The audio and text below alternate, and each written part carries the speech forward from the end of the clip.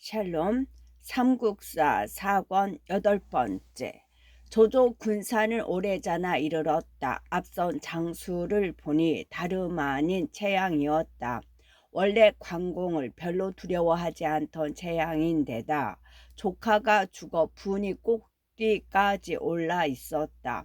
관공을 보자 한 소리 성난 외침과 함께 칼을 휘두르며 말을 박차 달려 나왔다. 내 생질 진기를 죽여놓고 용케 여기까지 도망쳐 왔구나.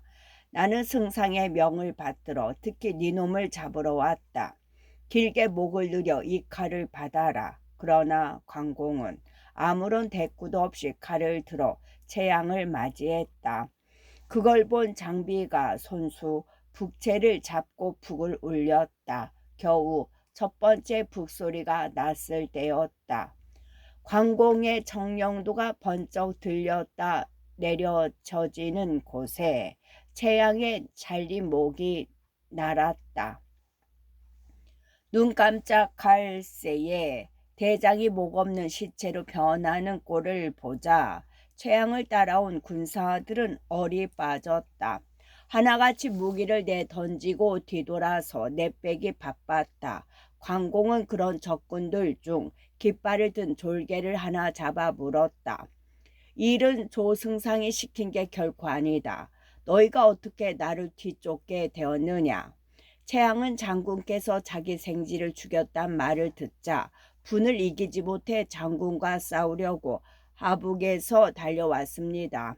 그러나 조승상께서는 그 일을 허락지 않으시고 연암으로 가서 유벽을 치도록 했습니다. 최양은 못마땅한 대로 승상의 명을 받들 수밖에 없었는데 뜻밖에도 도중에 장군을 만나게 된 것입니다.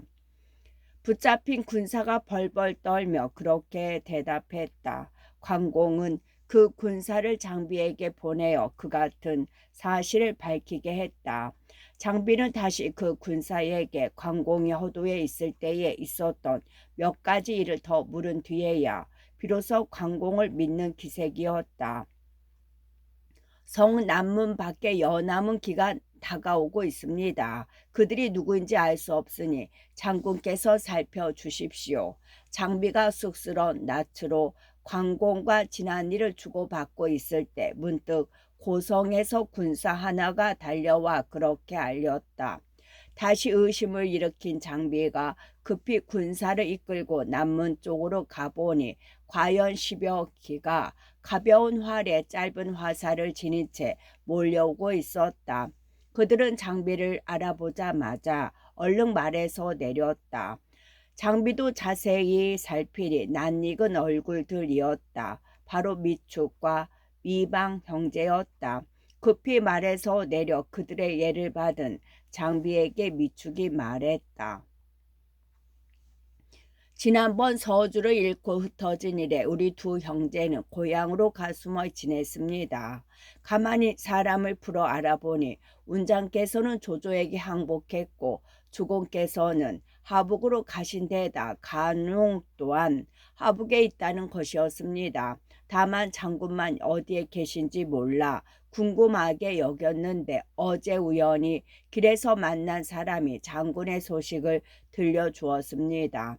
성이 장시인 장수로 모양이 이러이러한 분이 고성을 차지하고 있다는 소식으로 들어보니 장군임을 알 수 있었지요. 그래서 우리 형제는 장군을 찾아 나선 것인데 이제 다행히도 이렇게 만나 뵙게 되었습니다. 운장 형님도 송건과 함께 두 분 형수님을 모시고 이제 막 여기에 이르셨다네. 이미 그 형님께서 계신 곳도 알고 있으니 자네들도 마침 때맞춰 온 셈일세. 장비가 그렇게 대답하자 미축 형제는 더욱 반가워 어쩔 줄 몰라 했다. 뛸 듯이 관공에게로 가 만나 본 뒤 누이인 미부인과 또 한 분 간부인도 절하며 배웠다. 여기서 이럴 게 아니라 안으로 드세. 장비가 그렇게 말한 뒤 두 부인을 정해 성 안으로 들도록 했다. 성 안으로 들어가 모두 자리를 잡고 앉자 두 부인은 번갈아 관공의 지난 일을 장비에게 얘기해 주었다. 이미 어느 정도 의심을 거두고 있던 장비는 두 부인의 말을 듣자 감격과 부끄러움으로 크게 소리내어 울더니 우르르 관공 앞에 달려가 엎드렸다. 형님, 이 비가 죽을 죄를 지었습니다. 엄히 벌해 주십시오. 그 광경을 보고 있던 미축과 미방 또한 감격으로 쏟는 눈물을 감출 길이 없었다. 오해가 완연히 풀리자 이번에는 장비가 자신의 지난 일을 줄줄이 엮어댔다. 그리고 한편으로는 수화를 시켜 크게 잔치를 열게 했다. 조조에게 항복한 것을 장뜩 오해하고 있던 장비에게는 관공이 죽었다 살아온 사람보다 더 반가웠다. 거기다가 현덕이 있는 곳까지 알게 되었으니 어찌 기뻐하고 서로 치하할 일이 아니겠는가. 하룻밤을 떠들썩한 잔치로 보낸 다음 날 장비는 또 성급을 부렸다. 형님, 우리 모두 연암으로 가 큰형님을 배웁시다. 지금부터 새로 한번 시작해 보는 거요. 눈을 뜨기 바쁘게 졸개들에게 모조리 떠날 제비를 하라고 성화를 부리면서 장비가 관공에게 하는 말이었다. 그러나 관공은 무겁게 고개를 가로저었다. 아우는 두 분 형수님을 돌보며 잠시 이곳에 머물러 있게 내가 먼저 송건과 함께 가서 형님의 소식을 알아보고 오겠네. 들뜬 장비에게는 찬물을 끼얹는 것 같은 말이었지만 들어본 즉 옳았다. 이에 장비가 조급한 성미를 억누르며 고개를 끄덕이니 관공은 손건만 데리고 연암으로 떠났다. 과연 관공의 헤아림은 옳았다. 간신히 연암에 이르러 보니 유벽과 공도는 뜻밖의 소리를 했다. 황수께서 며칠 전에 이곳에 오시기는 했습니다만 군사가 적은 걸 보고 다시 하북의 원본초에게로 돌아가셨습니다. 이곳 군사만으로는 조조에게 대항할 수 없다 여겨 원본초와 의논하러 간다고 하셨습니다. 아무리 그런 일에 대비해 손건과 가벼운 차림으로 오기는 했지만 그 말을 듣자 관공은 맥이 빠졌다. 원소에게로 갔다면 그의 상장을 둘씩이나 죽인 자기로서는 함부로 찾아갈 수도 없는 곳이려니와 원소가 또 무슨 변덕을 부려 현덕을 해칠지 모르는 일이었다. 손건이 그런 근심에 젖은 관공에게 말했다. 그렇게 걱정하실 일은 아닙니다. 괴롭지만 하북으로 가서 황숙을 만나 뵙는 수밖에 없습니다. 먼저 고성으로 돌아갔다가 하북으로 가보도록 하시지요. 관공도 당장은 어쩌는 수가 없었다. 송건의 말을 따라 유벽과 공도를 작별하고 고성으로 돌아갔다. 이제는 확실하게 큰형님께서 계신 곳을 알았으니 우리 모두 함께 떠나도록 합시다. 관공으로부터 연암에 갔던 일을 듣자 장비가 다시 그렇게 나왔다. 이번에도 관공은 무겁게 고개를 가로저어 장비를 말렸다. 그 성이라도 하나 있어 우리가 모두 몸을 편하게 둘 수 있게 되었으니 결코 가볍게 버려서는 아니 된다. 내가 다시 손건과 함께 원소에게로 가서 형님을 찾아보겠다. 형님을 모시고 와 서로 만나게 될 때까지 아우는 이 성을 굳게 지키고 있으라. 형님께서는 전에 알량과 문추를 목벤 적이 있지 않으십니까? 그런데도 어떻게 원소에게로 갈 수가 있겠습니까? 장비가 문득 근신스런 얼굴로 물었다. 그러나 관공은 대언했다. 괜찮다. 그때그때 기회를 보아 잘 대처하면 될 것이다. 그렇게 대꾸하고는 주창을 불러오게 했다. 와우산 배원소에게 있는 인마가 얼마나 되겠는가? 주창이 불려오자 관공이 물었다. 주창이 잠시 어림하더니 대답했다. 한 4, 500 될 것입니다. 그럼 그대가 한번 와우산을 다녀와야겠다. 나는 지금 가까운 길을 골라 형님을 찾으러 갈 것이니 그대는 와우산으로 가서 한 갈래 군마를 이끌고 큰 길을 따라 나를 맞으러 오도록 하라. 관공이 그렇게 명하자 주창은 두말 없이 거기에 따랐다.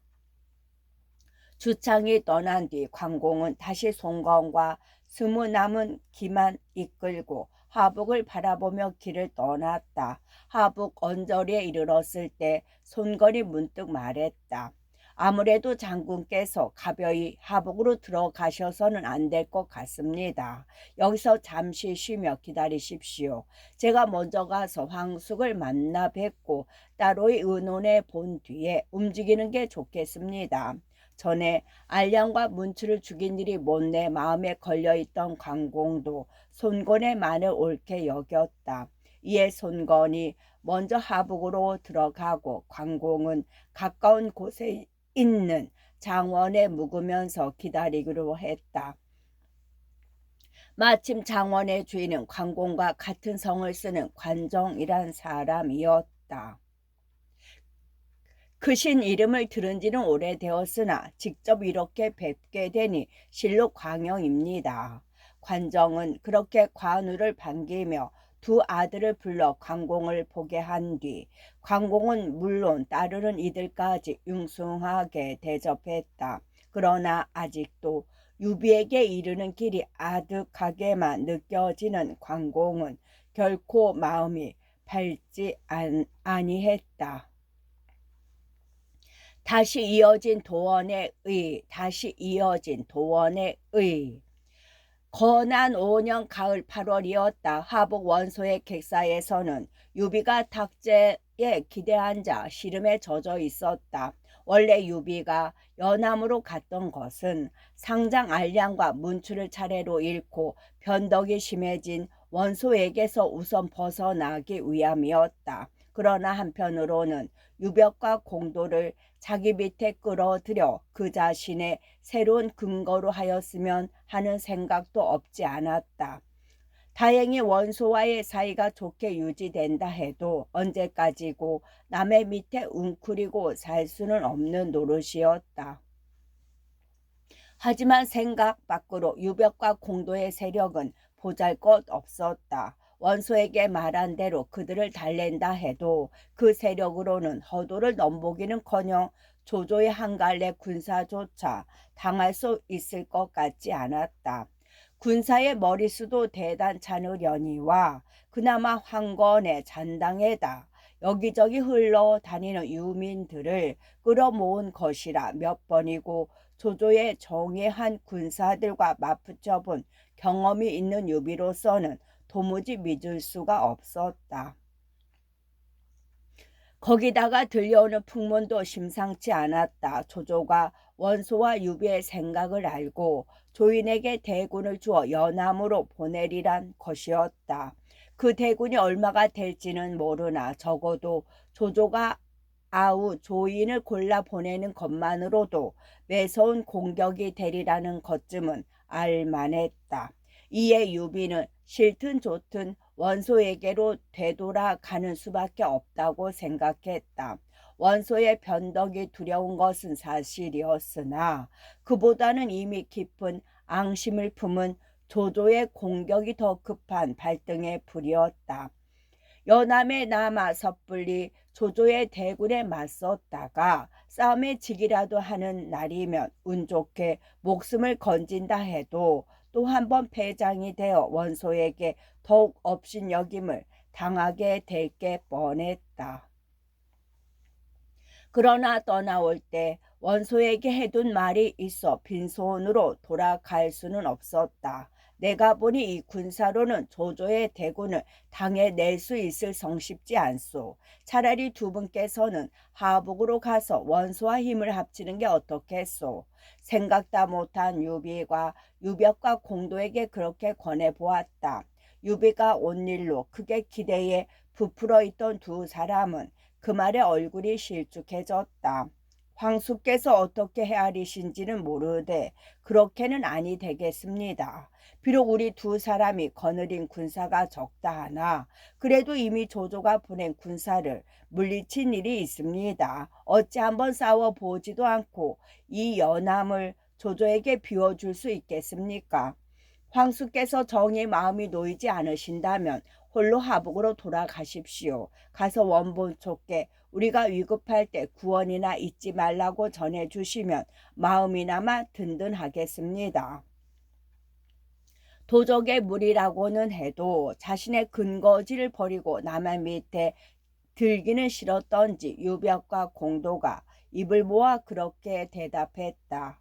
두 사람의 생각이 그러하니 유비는 할 수 없이 빈손으로 원소에게 돌아갔다. 다시 원소의 변덕에 목숨이 위태로워지는 한이 있더라도 세력이 큰 그 아래 있으면서 변화를 구해보는 게 옳을 것 같았다. 그러나 유비의 그 같은 속마음을 알 길이 없는 원소는 다시 돌아왔다는 것만으로도 오히려 유비를 전보다 더 믿어주는 것 같았다. 유비가 연함으로 떠났을 때 실은 원소를 위해서가 아니라 다만 몸을 빼쳐 달아난 것에 지나지 않는다고 수군된 모사들이 있었기 때문이었다. 하지만 하북으로 돌아와도 유비의 마음은 변하지가 못했다. 자기를 찾아 길을 떠났을 관우 때문이었다. 송건을 보내기는 했으나 과연 관우가 무사히 조조의 땅을 벗어났는지 그리고 벗어났다면 어디로 갔는지 궁금하고도 불안했다. 그 중에서도 가장 두려운 것은 연암으로 갔던 관우가 하북으로 찾아오는 일이었다.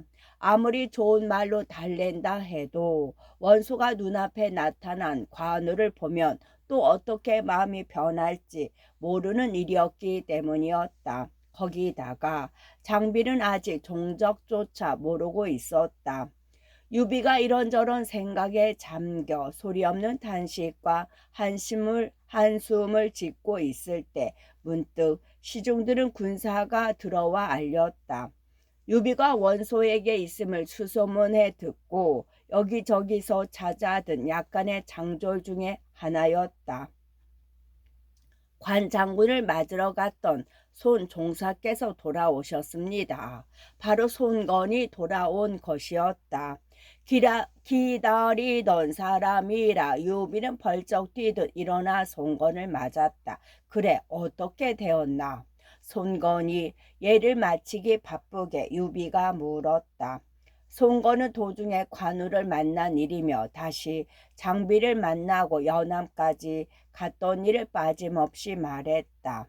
하늘이 이 유아무개를 버리시지는 않으셨구나. 관우가 무사히 조조의 땅을 빠져나온 데다 생사를 몰랐던 장비까지 만났다는 말을 듣자 유비는 자신의 어려운 처지도 잊고 기쁨의 눈물을 흘렸다. 그리고 감개에서 벗어나자마자 조용히 말했다. 관웅이 또한 여기 있으니 가만히 불러 의논해 보도록 하세. 그 사람은 지모에도 밝아 반드시 여기서 몸을 빼칠 좋은 꾀를 낼 것일세. 유비가 몰래 사람을 보내 부르자 오래자나 관옹이 이르렀다. 원래 유비와 같은 탁군 출신으로 어릴 적부터 서로 알고 지냈는데 그 무렵에는 원소에게 몸담고 있어도 마음은 이미 유비의 사람이었다. 유비가 송건에게서 들은 말을 옮기고 원소로부터 몸을 빼칠 계교를 묻자 잠깐 생각에 잠기던 관홍이 대답했다. 주공께서는 내일 원소를 찾아보고 형주로 가야겠다고 말씀하십시오. 그곳에서 유표를 달래 함께 조조를 치게 만들겠다고 하면 아마도 원소는 허락할 것입니다. 그때 얼른 기회를 틈타 관 장군께로 가시면 됩니다. 그 참 좋은 계책이요. 그러나 공은 어떻게 빠져나와 나를 따라오겠소. 유비가 감탄하면서도 한편으로는 걱정이 되는지 그렇게 물었다. 그러나 관홍은 이미 마련해 둔 꾀가 있는지 거침없이 대답했다. 제 일은 근심하지 마십시오. 제게는 따로 이 몸을 빼칠 계교가 있습니다. 그러자 유비도 비로소 마음이 놓인 듯 그 계책을 따르기로 작정하고 의논을 맺었다. 다음 날이었다. 유비는 아침 일찍 원소를 찾아보고 말했다. 유경승은 형주와 양양에 걸친 9군을 다스리고 있는데 그 군사는 날래고 곡식은 넉넉합니다. 마땅히 그와 더불어 맹약을 맺어 함께 조조를 치도록 해야 할 것입니다. 내가 일찍이 그에게 사자를 보내 함께 힘을 합치자 하였으나 그는 아직도 따르지 않고 있소. 그런데 갑자기 유포의 일은 왜 꺼내시오? 원소가 갑작스럽다는 듯 유비를 빤히 건너다 보며 물었다. 유비가 태연한 얼굴로 그 말을 받았다. 그 사람은 이비와 같은 종친입니다. 제가 가서 달랜다면 반드시 망설이지 않고 명공께로 올 것입니다. 유비가 그렇게 대답하자 원소의 얼굴이 문득 환해졌다. 조조와 싸움을 시작한 이래 무엇 하나 제대로 되지 않아 울적해 있던 그로서는 듣던 중 반가운 소리였다. 만약 육포만 얻을 수 있다면 유벽 따위를 얻는 것보다는 몇 배나 나을 것이요. 그러고는 선선히 유비가 형주로 가는 일을 허락한 뒤 불쑥 덧붙였다. 요사이 듣자니 관운장이 이미 조조를 떠나 하북으로 오고자 한다고 하오. 그가 오면 마땅히 죽여 알량과 문추를 이른 한을 풀도록 해야겠소. 얼핏 들으면 엉뚱한 소리였지만 제 딴에는 선심을 베푼다는 뜻인 것 같았다. 전에 관운장이 오면 알량과 문추 대신 쓰겠다고 말했으나 그새 마음이 변한 것인데 이번에 유비가 자신을 위해 먼 길을 떠나게 되니 나중에라도 섭섭하지 않게 특히 알려준다는 투였다. 이제 자신만 빠져나가면 관운장이 하북으로 올 리도 없고 또한 원소에게 죽음을 당할 걱정이 없었으나 유비는 짐짓 놀란 채 물었다. 전에 명공께서 쓰시겠다 하시기에 제가 사람을 보내 관운장을 이리로 부르지 않았습니까? 그런데 무슨 까닭으로 이제 와서 다시 죽이려 하십니까? 아무래도 죽은 알량과 문추를 생각하니 그를 살려둘 수가 없소. 현덕께서 너무 섭섭히 여기지 마시오.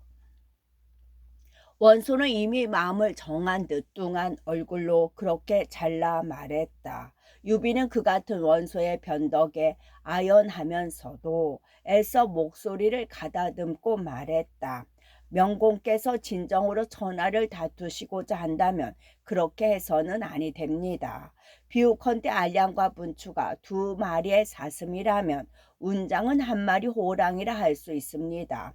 사슴 두 마리를 잃고 호랑이 한 마리를 얻는 일인데 한이라니 무슨 한이란 말씀입니까? 유비의 말을 듣자 원소의 사람 욕심이 다시 변덕을 일으켰다. 방금 한 말을 농담으로 돌리려는 듯 일부러 호탕하게 웃어 젖히며 말했다.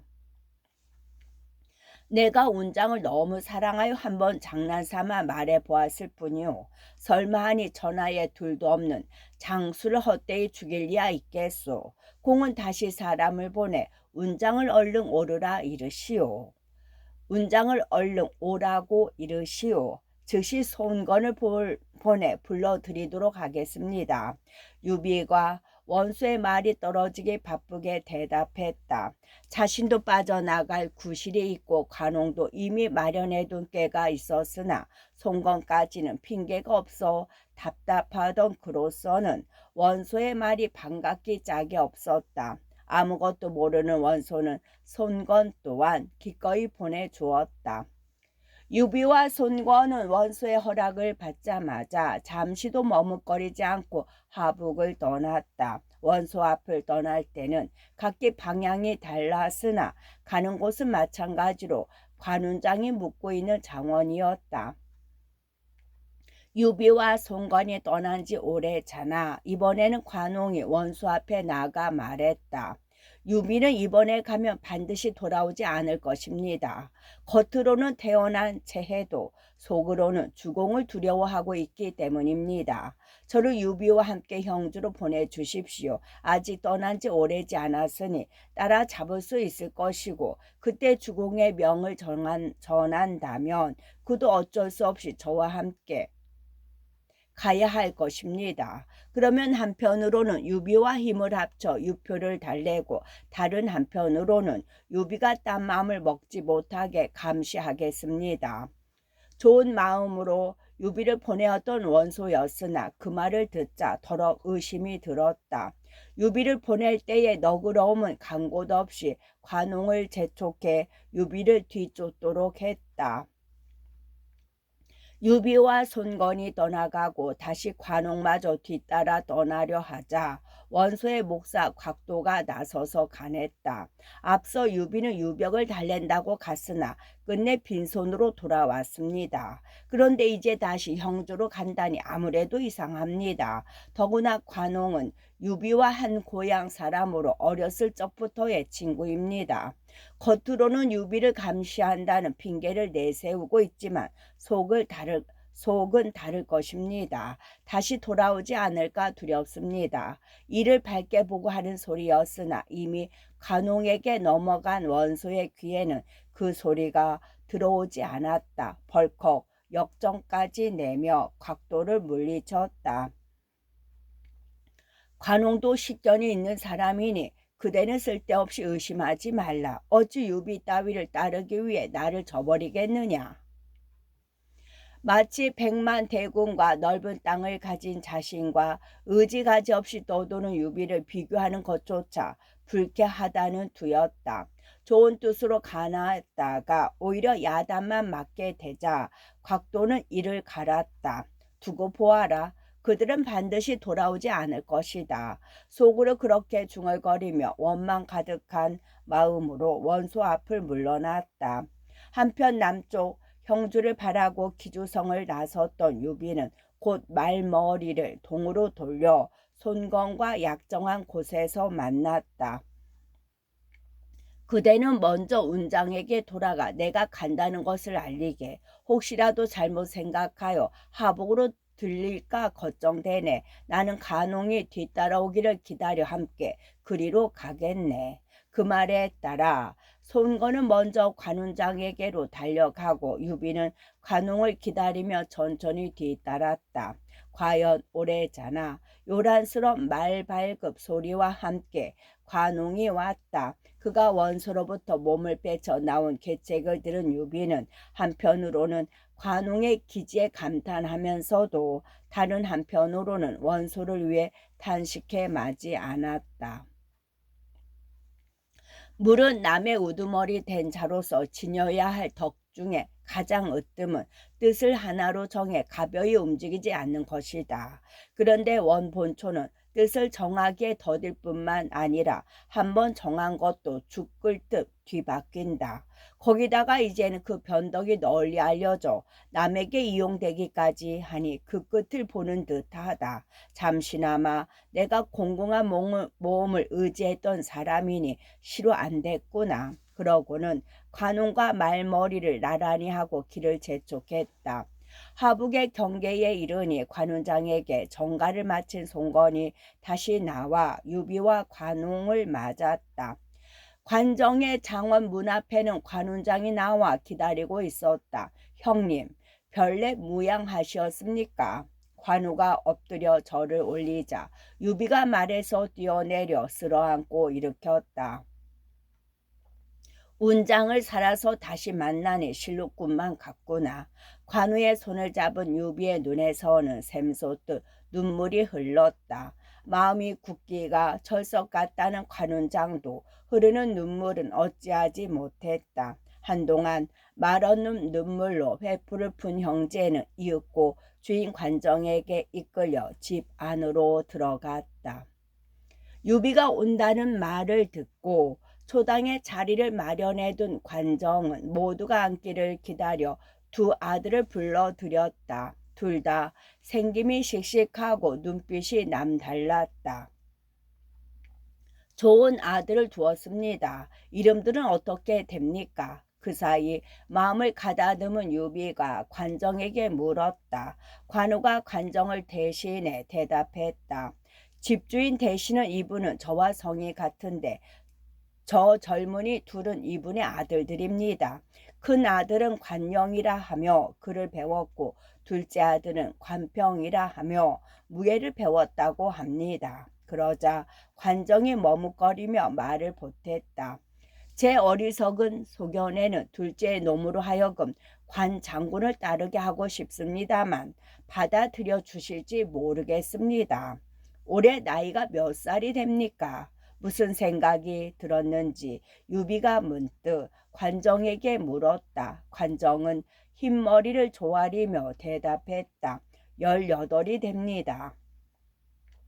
그러자 유비가 다시 정중하게 물었다. 이미 어르신의 후한 대접을 받은 데다가 또 내 아우는 아직 아들을 두지 못했습니다. 이제 저 젊은이를 내 아우의 아들로 삼게 하고 싶은데 어르신의 뜻은 어떠하십니까?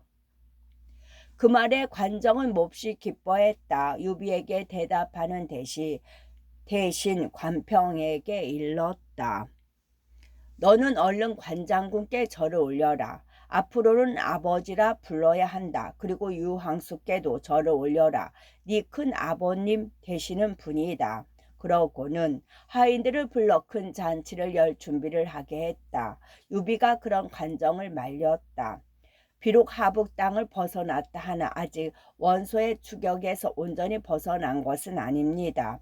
급히 길을 떠나야 하니 잔치는 뒷날로 미루어 주십시오. 유비의 그 같은 말을 듣고 생각해 보니 관정도 따르는 수밖에 없었다. 떠나가는 유비 일행은 한 마장이나 바래다 주는 것으로 깊은 정을 표시하고 돌아갔다. 다만 관평만은 새로이 아버지가 된 관운장을 뒤따라 함께 떠났다. 아무래도 군사를 좀 거두어 호위로 삼는 게 좋겠습니다. 마침 와우산이라는 곳에 약간의 군사가 기다리기로 되어 있으니 그리로 갑십시다. 관정이 돌아간 뒤 관운장이 앞서 길을 잡으며 그렇게 말했다. 고성을 떠날 때 주창과 한 약속 때문이었다. 그런데 미처 와우산으로 접어들기도 전이었다. 온몸에 상처를 입은 주창이 겨우 여남은 명의 졸개만 데리고 비틀거리고 오고 있었다. 놀란 관운장이 주창에게 물었다. 이게 어찌된 일인가? 무슨 일로 그토록 심하게 다쳤는가? 그러자 주창이 분한 얼굴로 까닭을 밝혔다. 장군의 명을 받고 와우산에 와보니 마침 한 장수가 졸개 하나 없이 배원수에게 싸움을 걸고 있었습니다. 배원수가 마주 나가 싸웠으나 겨우 한 합에 찔러 죽고 그 장수는 항복한 졸개들을 불러 모아 산채를 차지해 버리더군요. 제가 가서 졸개들을 다시 끌어내 보려 했으나 달아난 자들을 빼면 모두 겁에 질려 감히 그에게서 벗어나지 못했습니다. 저는 분에 견딜 수 없어 그 장수와 더불어 싸웠습니다. 그러나 싸움에 몇 번을 잇따라 지고 몸도 세 군데나 창에 찔러 더 버티지 못하게 돼 하는 수 없이 장군께 알리려고 도망쳐 나오는 길입니다. 장군께서 처결해 주십시오. 그때 곁에 있던 유비가 주창에게 물었다. 그 사람의 생김이 어떠하던가 또 이름은 무엇이라던가 몹시 몸집이 크고 사내답게 생겼는데 그 이름은 말해주지 않았습니다. 주창이 부끄러운 듯 대답했다.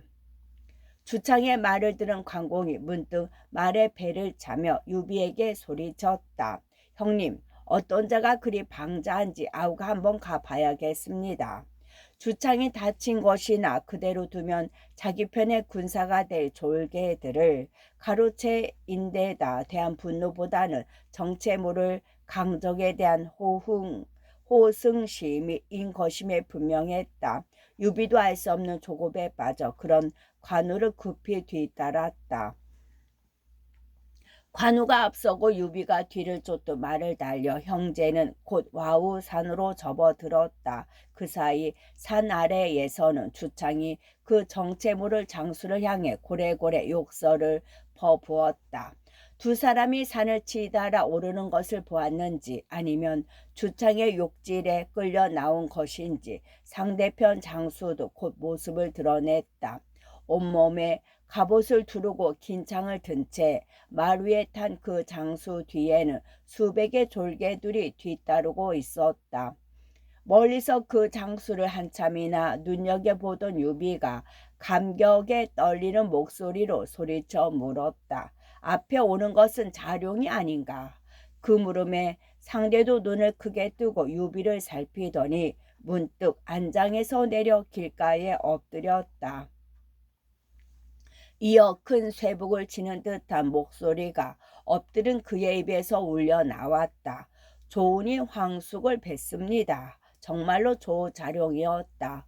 유비와 관우도 굴러떨어지듯 말에서 뛰어내려 조자룡의 애를 받았다. 자룡도 살아 있었구나. 나는 공소찬 형이 돌아가셨다는 말을 듣고 얼마나 자네를 걱정했는지 모르겠네. 이렇게 홀로 살아남아 실로 면목 없습니다. 그렇게 대답하는 조자룡의 소년 같은 얼굴에는 어느새 두 줄기 눈물이 흘러내리고 있었다. 정 많고 감격하기 쉬운 유비의 눈도 뿌옇게 흐려졌다. 부끄럽기는 나도 마찬가지일세. 어쨌거나 공손백규는 내게 혈육보다 더한 정을 보냈는데 나는 앉아서 그가 망하는 걸 구경만 해야 했으니. 유비는 그렇게 말한 뒤 다시 물었다. 그래, 그동안 어떻게 지냈는가? 어떻게 여기까지 오게 되었는가? 그때 서주에서 우는 이미 공소찬에게로 돌아가고 싶지 않았으나 명공의 분부가 엄해 어쩔 수 없이 돌아갔던 것입니다. 그런데 공소찬은 갈수록 허황되고 교만스러워져서 통 남의 말을 듣지 않다가 끝내는 패망하여 불타는 역경류에서 스스로 목숨을 끊고 말았습니다.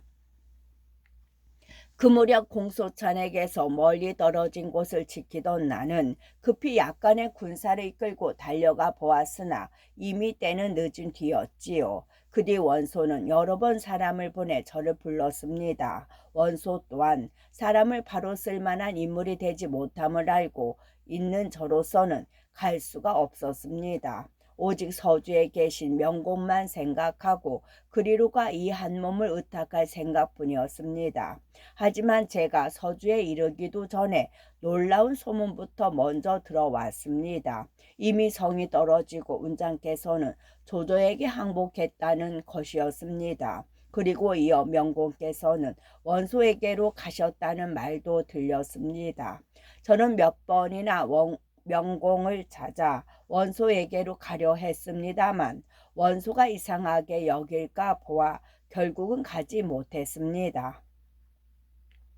제가 간 것이 자신을 위해서가 아니라 명공을 쫓아서라는 걸 원소가 알면 저뿐만 아니라 명공까지 해칠 것이기 때문입니다. 그렇게 되고 보니 남은 길은 여기저기 정처 없이 떠도는 것뿐이었습니다. 그것도 처음에는 흩어진 공소찬의 군사를 끌어모아 약간의 수하를 거느리고 있었으나 오래자나 그들마저 떠나버려 홀몸이 되고 말았지요. 이곳을 지나게 된 것은 순전히 우연이었는데 갑자기 배원소가 산을 내려와 제 말을 빼앗으려고 한 게 달이었습니다. 얼결에 그를 죽이고 나니 산채와 졸개들이 생겨 잠시 이곳에서 몸을 숨길 마음이 난 것입니다. 근래에는 또 익덕이 고성에 있다는 소문을 들었습니다. 허나 그에게 가려 해도 그 소문이 참인지 거짓인지 알 수 없어 망설이던 차에 다행히도 이렇게 명공을 뵙게 된 것입니다. 조은은 유비와 눈물로 헤어진 뒤에 이를 그렇게 간추려 말했다. 그가 자기를 잊지 않고 찾고 있었다는 걸 알자 유비는 크게 기뻤다. 유비 또한 감회에 젖어 그동안에 있었던 일을 낱낱이 조은에게 들려주었다. 관우도 아울러 지난 일을 간략히 말했다. 관우의 얘기가 끝나자 유비가 다시 조은의 손을 쓸며 말했다. 나는 자룡을 처음 볼 때부터 사모하는 마음이 있어 떨쳐버릴 수 없었네. 그러나 그대가 이미 공소찬 형의 사람이라 차마 내 곁에 잡아둘 수 없었는데 이제 다행히 이렇게 다시 만나게 되었으니 기쁘기 짝이 없네. 죽은 사람에게는 안 된 일이나 내게는 100만 대군을 얻은들 이보다 더 든든하겠나. 운도 사방을 돌아다니며 섬길 만한 주인을 찾았으나 아직 명복만한 분을 보지 못했습니다. 상상초웅 어른의 말씀이 과연 헛되지 않음을 알겠습니다. 이제 이렇게 따르게 되었으니 평생의 큰 소원을 푼 것이나 다름없습니다. 명공을 위한 일이라면 간과 뇌를 쏟으며 쓰러진들 무슨 한이 있겠습니까? 조은도 진심 어린 얼굴로 그렇게 대답했다. 그리고 그날로 산채를 불사른 뒤 졸개들을 이끌고 유비를 따랐다. 10년 전 반하에서 처음 만난 이래 엇갈리기만 하던 인연의 끈이 드디어 둘을 맺어준 것이었다. 그런데 부질없는 이야기가 될지는 모르지만 조은이 유비의 사람이 된 경위에 대해서 좋은 별전에서는 달리 전한다. 대략을 옮겨보면 다음과 같다. 조은이 원소를 마다하고 공소찬을 섬기러 갔을 때 유비도 또한 공소찬에게 의탁하고 있었다. 유비는 조은을 매양 두터운 정으로 대하고 조은도 유비의 인품에 반해 마음속으로는 오히려 제주인 공순찬보다 더 높이 여겼다. 뒷날 공소찬에게 실망한 조은은 형이 죽은 걸 핑계로 공소찬을 떠나 고향으로 돌아갔다. 그때 유비는 그가 다시 돌아오지 않을 것임을 알고 손을 어루만지며 마지막 작별을 했다. 조은이 나직이 유비에게 말했다. 비록 지금은 떠나가나 이것은 명공에게가 아니라 공소찬에게서 떠나가는 것입니다. 명공의 은덕은 평생 저버리지 않겠습니다. 그렇게 떠나갔던 조은은 몇 해 뒤 유비가 조조에게 쫓겨 원소에게 의지하고 있을 때에야 다시 나타났다. 조은을 만난 유비는 늘 잠자리를 함께 할 만큼 그를 아끼고 가까이 했다. 그리고 원소 몰래 조은을 보내 자신을 위해 군사를 모으도록 하니 그는 얼마 안 돼 수백의 군사를 모아왔다.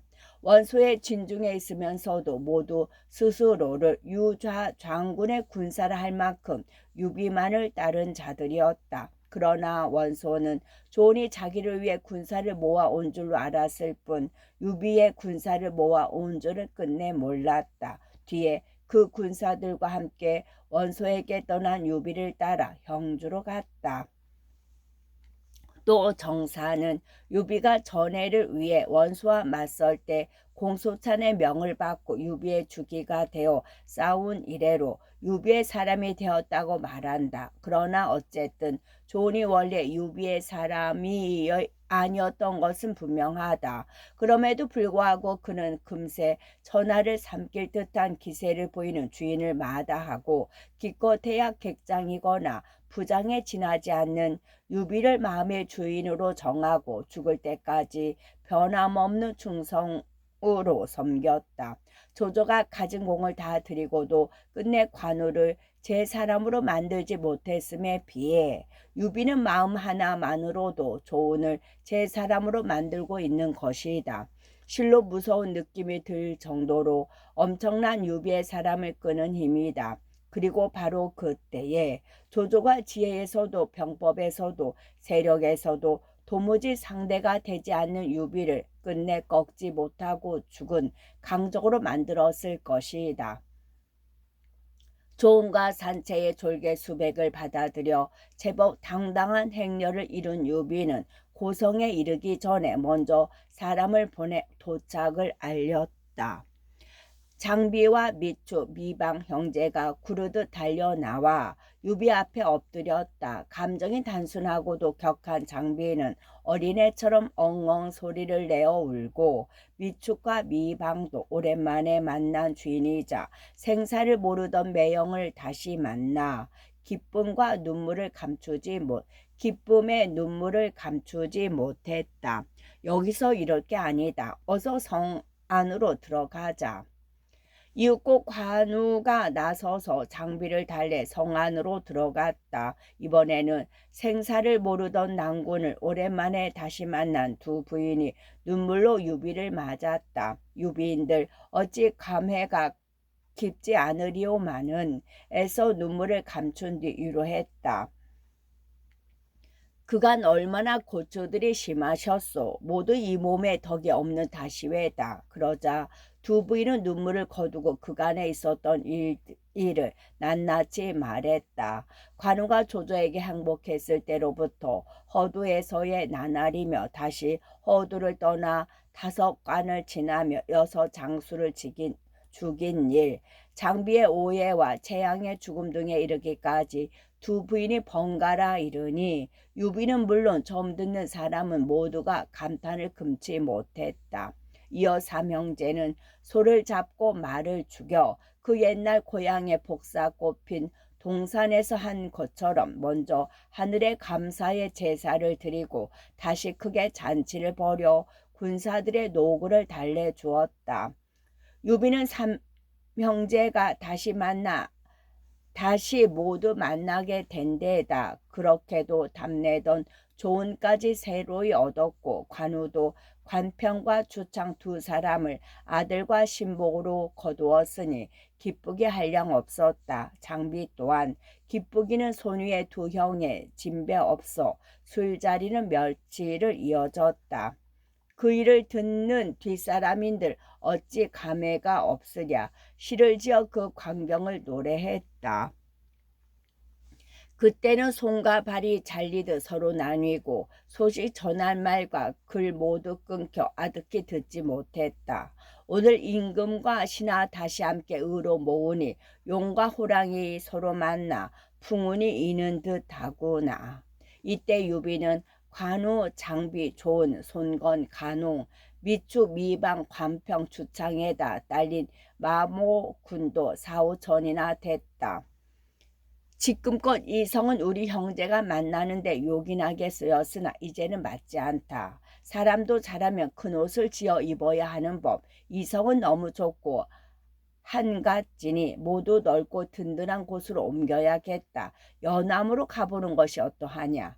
며칠에 걸친 술자리로 어느 정도 쌓인 회포를 푼 유비가 관우와 장비를 불러놓고 물었다. 지난번에 갔을 때 그리 따뜻한 대접을 받지 못했던 관우가 신중한 얼굴로 그 말을 받았다. 이 고성이 끝.